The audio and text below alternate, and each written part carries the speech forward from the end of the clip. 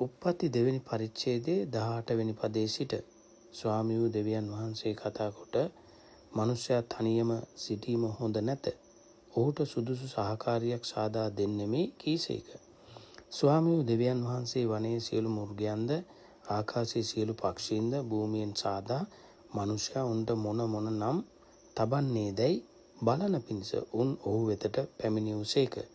මනුෂ්‍යයා සියලු ජීවමාන සත්වයන්ට තැබූ නම් උන්ගේ නාමයෝ වූහ. මනුෂ්‍යයා සියලු සිව්පාවුන්ටත් ආකාශයේ පක්ෂීන්ටත් වනයේ සියලු මෘගයන්ටත් නම් තැබීය. එහෙත් මනුෂ්‍යයාට සුදුසු සහකාරියක් සම්බ නොවිය. ඔහු දෙවියන් වහන්සේ මනුෂ්‍යයාට බර වූ නින්දක් පැමිණියුසේක. ඔහු නිදාගත්තේය.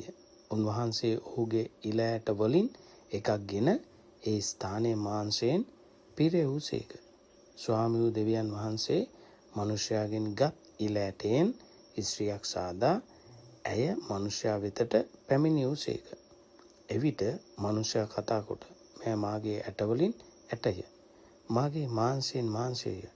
මෑ මනුෂ්‍යයන්ගෙන් ගන්නා ලද හේයින් මනුෂ්‍ය දුව යයි කියනු ලබන්නේ යයි කීය. එබැවින් පුරුෂ තෙමේ තමාගේ පියාද මව්ද අත්හැර තම භාර්යාවට ඇලුම් වන්නේය. ඔහු එක මාංශයක් වන්නෝය.